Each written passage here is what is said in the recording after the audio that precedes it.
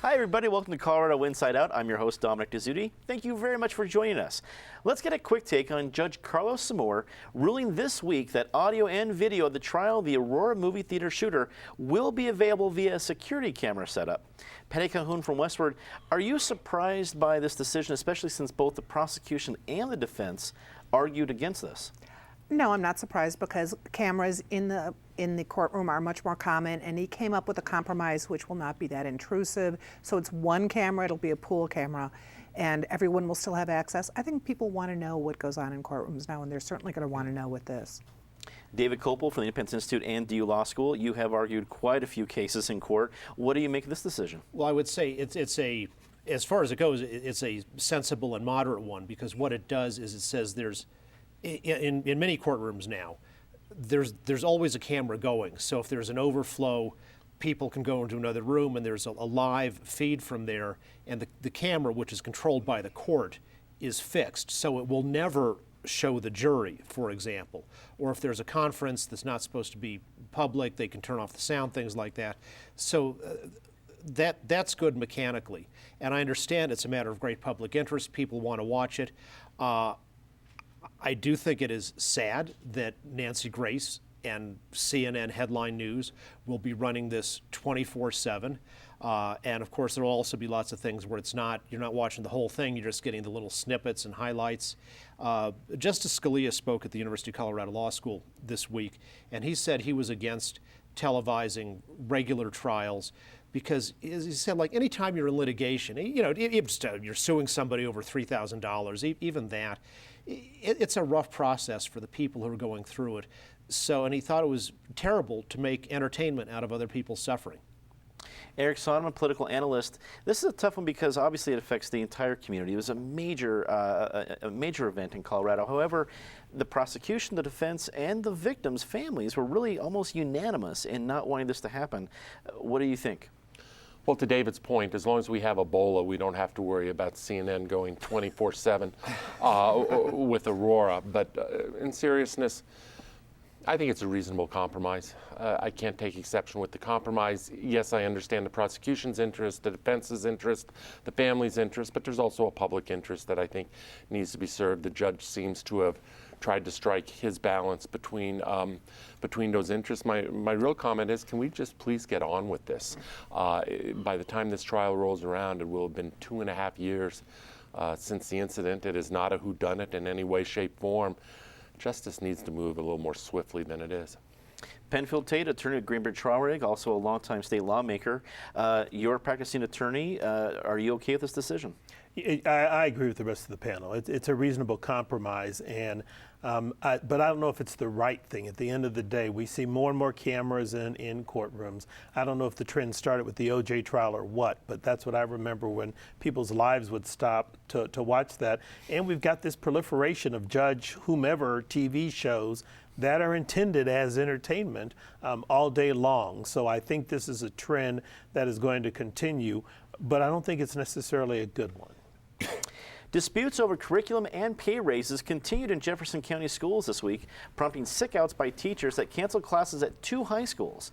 The school board held a meeting on Thursday to announce its decision to move forward with a proposed curriculum review committee. Patty, Jeffco has been in the headlines throughout, whether it's the students protesting or teachers having sickouts. There was a report from Complete Colorado about emails, maybe part of the organization with teachers unions. Then you had the school board meeting yesterday. Take your pick. Well, and lots of national coverage of this now, too.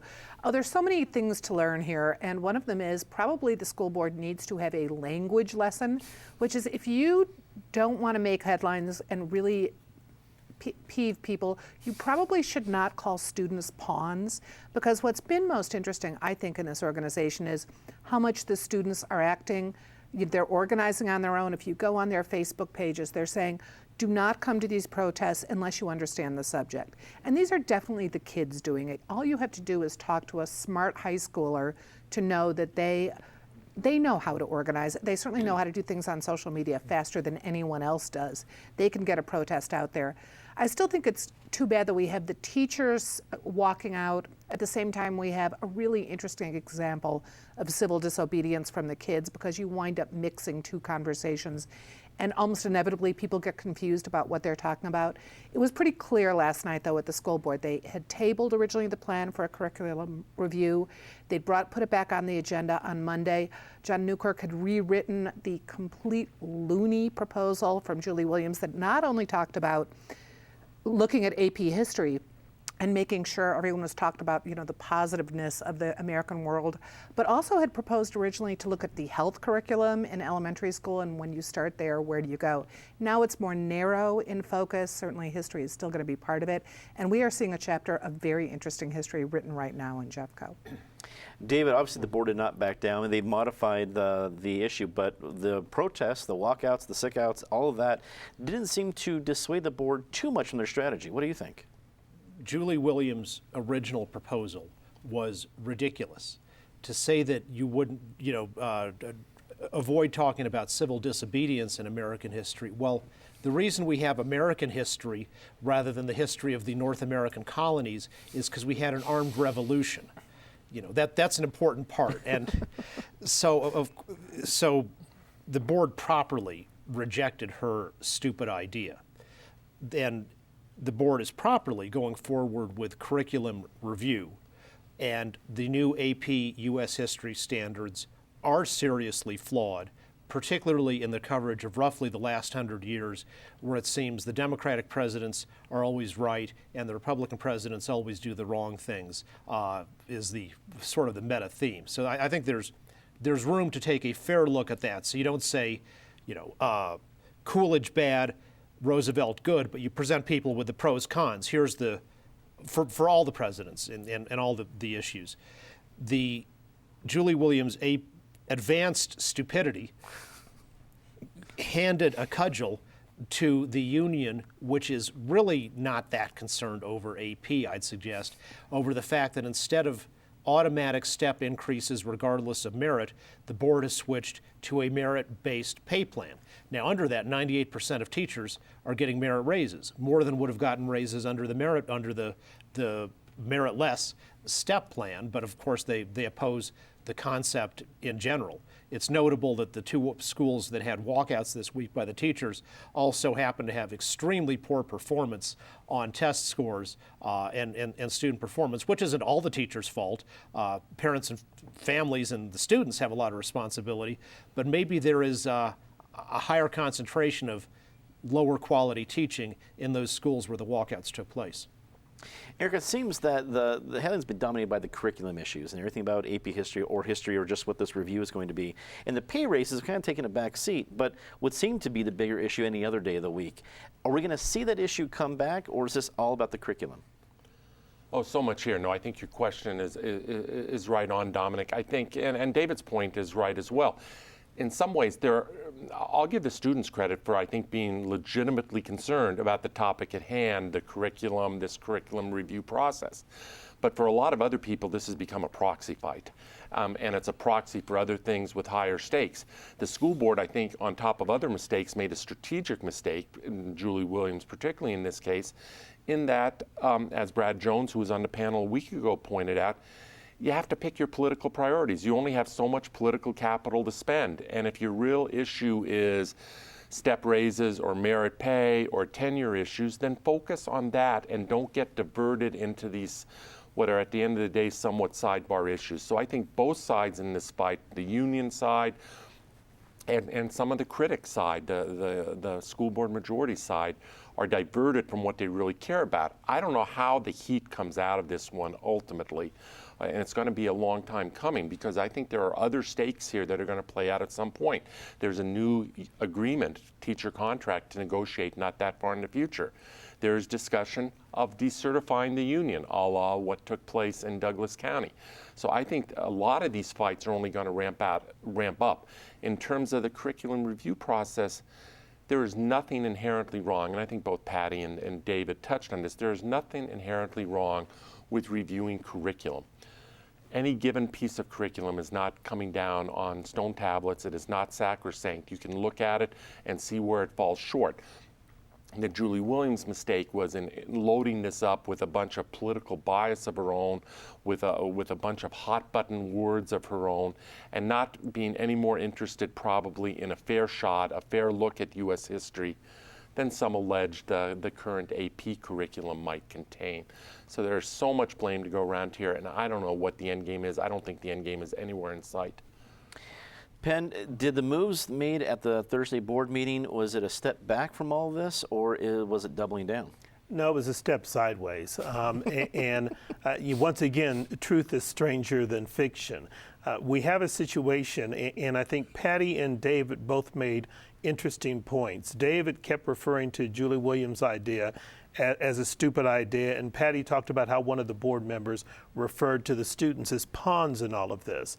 And I would submit that all of this reflects a point of view on the part of the board, which is probably the crux of the issue.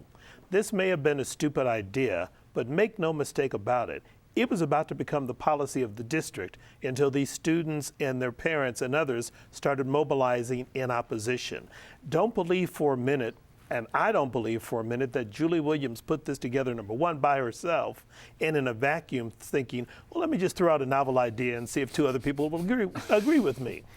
She knew she had her votes. And the heat got turned up on all of this because it was, as David said, a stupid idea for a host of reasons. Then they had to start backtracking. Then students got mobilized. And it's a classic example of sometimes it's not what you do, it's how you treat people. And this district has once again forgotten that they're elected to manage a district for the benefit of students and families, working with teachers and a community. They're trying to dictate educational, what goes in the brains of kids, and that's not their job. And I think they're finding out day after day after day, they can't dictate how people think or how they see the world. They really should be helping to manage a system that lets students come in and explore and learn and develop their minds and see things for themselves. And the more they try to repress and force certain modes of thought and belief on these students and their parents, the teachers just have, it's easy for this union to just jump up. These are free wins. And so the district, the board has got to figure out, they need to take a step back. They really do. They're overplaying their hand in every conceivable fashion. John Hickenlooper and Bob O'Prey debated on Tuesday in an event hosted by the Denver Post. Higher education, the new driver's license program for illegal immigrants, and the death penalty were among the topics that made headlines. A comment from Bob O'Prey claiming that IUDs cause abortions also made significant news after the debate. David, this was one of two debates the governor candidates had this week, but this one obviously made a lot of headlines, especially since the Denver Post owns a lot of the headlines. Yeah. What did you make of the debate, and what came out of it? Well, good for both candidates. I think they had another debate in Pueblo last night, so this is their third debate. That's good. It's unfortunate we're not seeing as much of that going on in the Senate. For Beaupre's comments on IUDs, there are abortions as understood by anybody who is against abortion, which is obviously not everybody, probably not a majority in the state, but it prevents the implantation of a fertilized egg. A fertilized egg is genetically complete. It's all the DNA that a person will ever have. And yeah, so if you would be against an abortion for, because the egg's been implanted, the same logic would be against an IUD. The death penalty is something, as with gun magazines, Hickenlooper would be so much better off if he had said, let's put this to a vote. Could you imagine if instead of the magazine ban, we had a magazine referendum that was coming up in 2014? However that turned out, it wouldn't be hurting Hickenlooper at all. And likewise on the death penalty, if you'd said, I want to put this on the ballot, I'm against it, but I agree with Rhonda Fields, who's for the death penalty, that this is something that the people should make a decision on, no problem at all. But then this kind of like, well, I'm now a death penalty abolitionist, but kind of too squishy to really fully carry that out and just give Nathan Dunlap a pardon of commutation of his capital sentence. So you have a lot of, I guess, self-inflicted problems. I think Beaupre was on the side of the large majority of voters against driver's licenses for illegal aliens. The problem, as New Mexico Governor Martinez has pointed out, is you do want giving people licenses, then some of them get insurance. That is a good thing. The problem is the breeder documents for getting these licenses are so often falsified. So you're then giving state ID to people who are not who they purport to be. Eric, it seemed that Beaupre had escaped a lot of the standard, for lack of a better term, war on women ads you've seen against Cory Gardner. You've seen about Kaufman. It's the same sort of script they've been following from the Ken Buck days, they being the Democratic opposition. And then he falls into this. Is this going to stick to him? You think? Yeah, of course it's going to stick to him, and I think there'll be a few $1 million of money spent to make sure it's very tacky and very sticky in that sense. I think there were self-inflicted wounds on both sides in this debate. Hickenlooper, by all accounts, I wasn't at the debate, but by the accounts I read, tried his aw shucks, soft-spoken demeanor, but I think where at some point that came across as endearing and quirky in a wonderfully way, these days it almost connotes a lack of confidence. And I don't think that's what voters are looking for out of this incumbent governor who's asking to have his term here renewed. He danced around a couple issues. He didn't just seem to be totally in command. Beaupre probably had the better part of the debate for a good chunk of the debate, but then he wandered into this territory, which is exactly where he didn't want to wander. He had been running a very cautious campaign to date, somewhat mistake-free to campaign to date, but not putting anything bold out there, which seems to have been serving him reasonably well. Maybe not getting him across the finish line, but at least having him very much in the game. And then he went into this territory, which, as you point out, Dominic, is where Ken Buck lost a race, and a zillion other Republicans have lost races here. Whatever Bob Beaupre believes in his heart of hearts, and whatever the facts of the matter are, this is not where Republicans want to fight right now. I keep thinking that some Republican consultant around this country could make a ton of money by opening a campaign school for Republican candidates and just basically becoming a campaign censor and saying when a few questions come up, you do not want to go there. It would have helped the Ken Buck. It would have helped Todd Akin in Missouri.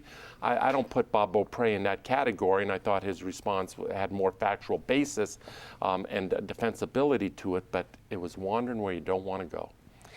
Penn, did Christmas come early for John Hickenlooper, or is this something that Bob Beaupre is going to recover from? Actually, I didn't see the debate either. Going on accounts I heard, I think Christmas came early for both of them. And I say this, Bob Beaupre did not want to wander into this area, but the reality is I think part of what Beaupre is doing to try to distinguish himself is, you may not like what I believe, but this is where I stand on a bunch of stuff.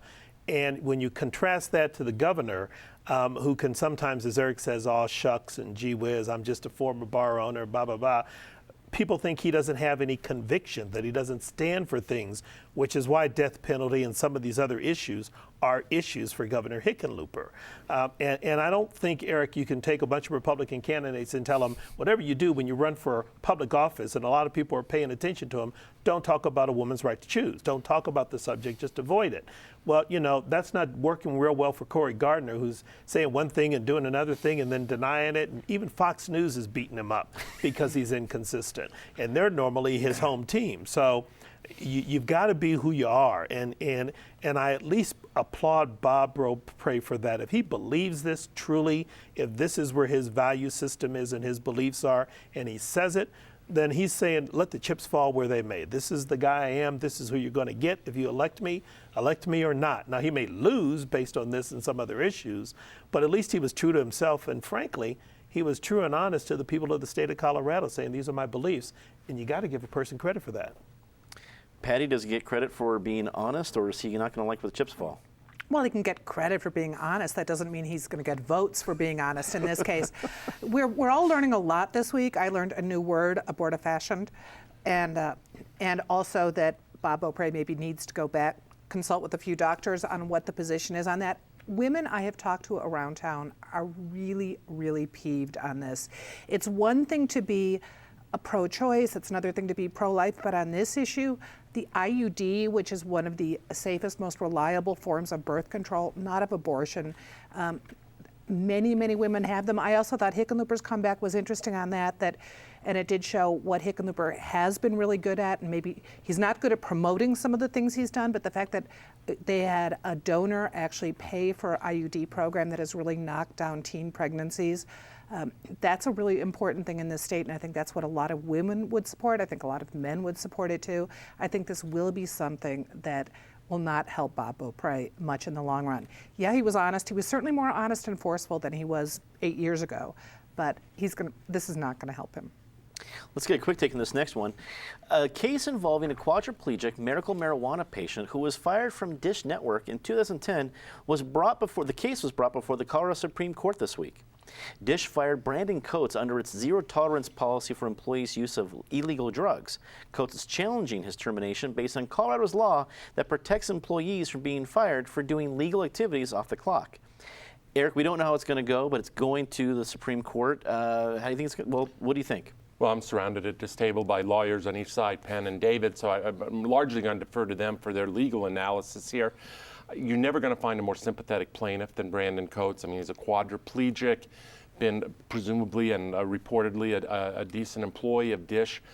It's a real issue of, state statute says you can't be fired for behavior off the clock if it's lawful behavior, and you have a conflict between what is lawful behavior in Colorado versus the federal definition of what is lawful or non-lawful behavior, and I'll be interested to see where it comes out. Penn, your quick take. I'm interested to see also because Colorado and Washington now have allowed not just medicinal marijuana, but marijuana for personal use. And I guess the question is, it's no different than having a drink. I understand the federal-state split here, but I think a court has got to give prominence to state law, which says that everything this guy did in the state of Colorado in his home was legal. And if we have a statute that precludes an employer from firing you for engaging in legal conduct, I don't know how they can split hairs here and say, well, gee, Dish was concerned about federal law. He was not in a place where that really matters since state law prevails. Patty, I know analyzing marijuana issues is a brand new thing for you, but what do you think about what's going on? I'll do with the this court case? non-legal issue. Well, because clearly in Colorado we need a decision on this because it's coming up in other workplaces when you are using legal medical marijuana, which is really helping a lot of cases that are not going to affect your work performance. This is an issue that needs to be decided, and we'll see where they go, where the Supreme Court goes. But I think the states' rights will outweigh the federal law on that. David, wrap it up for us. It's a hard topic because I think when the legislature passed this good statute, they didn't really think about federal-state conflicts where it's legal under one and illegal under the other. So, that's why the Court of Appeals split 2-1 on it, with well-written opinions on both sides. Judge Webb was the dissenter at the Court of Appeals, and he said we should read it broadly because it's a civil rights law, and all the more so because, which are generally supposed to be read broadly, and all the more so because the people of Colorado put it in the state constitution as a constitutional right. But that said, I could really see this one going either way, and probably I think there's strong legal arguments both ways. No argument in defense of Dish's reprehensible actions. So that's our favorite part of the show, Disgrace of the Week. Patty, as always, start us off. Normally I like to stay close to home, but I have to go with the Secret Service. The only thing that intruder didn't do was heat up a pizza in the White House. David. Speaking of securing the perimeter, I don't understand why there's not a travel ban on flights coming in from Ebola-infected nations, which has now led to a small outbreak, at least in Texas, and hopefully that'll be confined. But until it's fixed in Africa, it would seem prudent to stop transatlantic travel from those countries. Talking about multiple American cases, I get your point. Eric. Speaking of outbreaks, we've had another outbreak of craziness in Colorado Springs. we didn't have time to get to it as a topic on this show, but Congressman Doug Lamborn, first of all, it speaks to the evil of these ultra-safe districts where you're never in jeopardy and all you have to do is please the craziest part of your political base. But what he did was inexcusable in failing to take on someone in the audience who basically inferred or alleged that President Obama was part of the Muslim Brotherhood and then called on generals to engage in their own kind of civil disobedience vis-a-vis the civilian chain of command. Totally reprehensible. And if you're looking for more analysis on that, that's going to be our post-game topic that's available online at cpt12.org. You won't want to miss that. Penn, your disgrace of the week. Same place. Former colleague in the State House and State Senate. Doug, you know better than this. I mean, it's all right for you to disagree with the president on his handling of foreign policy matters, but the irony is you're telling U.S. members, generals in the armed services, to do exactly what's happening in some of these countries where you think we're behaving improperly. That what has been a guiding stone, touchstone for government here is civilian control of the military, not military control of the military or military control of the country. Shame on you, you know better, Doug. You're here. Say something nice about somebody, always difficult. Patty? You know, no matter who is in the Colorado Capitol come January, they're going to be able to look up and see the great dome that has been restored. The tours are back after 8 years, and that was a fabulous project. David? All the fact checkers from the television stations and then the rest of the media, I think they've been doing a good job this year. There's been a lot of dishonest ads, and it's nice that they at least set the record straight. Eric? A writer by the name of Saul Stern had an interesting column I read in the last few days. He was part of the free speech movement at Berkeley 50 years ago. There's a 50th anniversary coming up of the free speech movement at Berkeley. He's refusing to go, even though he's proud of what he did 50 years ago, given how college campuses, Berkeley being one of them, are the antithesis of free speech these days. Penn? Today we have funeral services for one of the true leaders in Denver history. Sal Carpio passed away recently, a longtime city councilman, executive director of the Denver Housing Authority, someone who was there on the scene when politics in this city really began to change in the early 80s with the election of Federico Pena and the changing composition of the Denver City Council that has brought us where we are today. He'll be missed, and we won't see his likes again very soon. You're here. That's all the time we have tonight. Thanks for tuning in. Be sure to tune in to Colorado Decides next Friday at 7 p.m. where we will kick off our congressional district debates with a debate featuring Mike Kaufman and Andrew Romanoff in the hotly contested 6th Congressional District debate. For everyone here at Channel 12, I'm Dominic Dezzutti. Thanks for watching. Good night.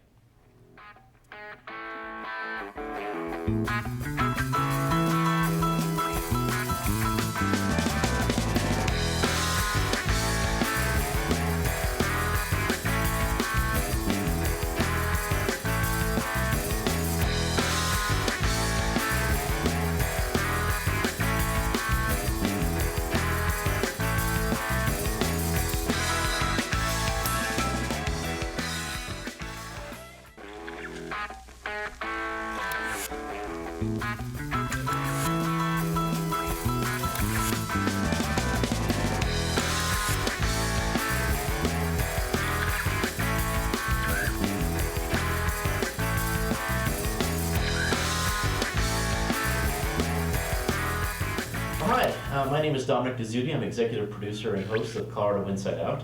I am here prepping for the show. It's Friday just before 11:30. I'm here with our producer, Gabrielle Bryant. And the two of us, before every show, what we'll do is we'll get together and go over the script. Make sure that what we wrote the day before is still applicable, if any issues have changed. More importantly, we read through the script to make sure that what we wrote yesterday is actually going to sound decent today. That's usually easier said than done. My job on the show is to check with Dominic occasionally throughout the week, and we send topics back and forth to each other as far as checking the news headlines and seeing which stories would fit best with the show. I've worked on the show for some months now, and so I'm getting the hang of some of the ideas that the panel likes to talk about and some of the things that they don't necessarily like to focus on. So my job is to check with him on the topics, he approves them for me, and then I try my hand at writing some of the topics and making them clear for viewers. I also feel like it's my role to approach the topics in a way that people who aren't necessarily so focused on politics will still be able to understand what we're talking about. So I try to write it in a way that people like me could understand it.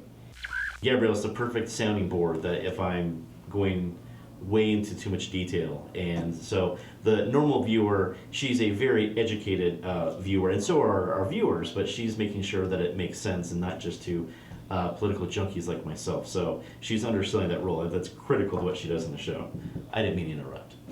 Something that a lot of you may not know is that any trivia question in the world he can answer, and if he doesn't have the answer, which he always does, he can find it for you in under 5 seconds. Just a nice way of explaining all the different stuff in my office between Yoda dolls and Harry Potter posters.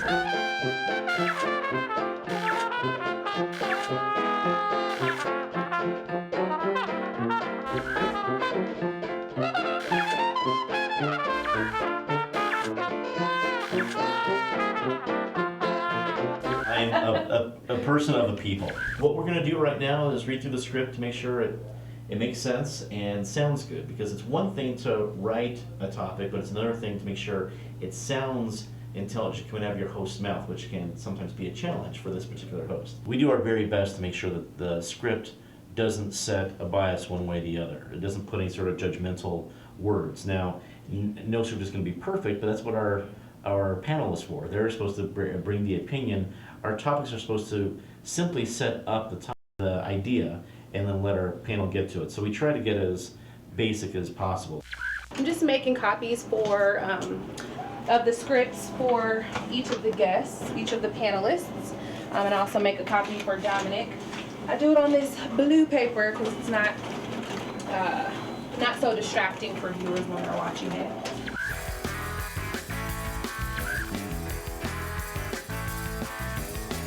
With the trusty makeup, tea, I think we're in good shape. Let's go.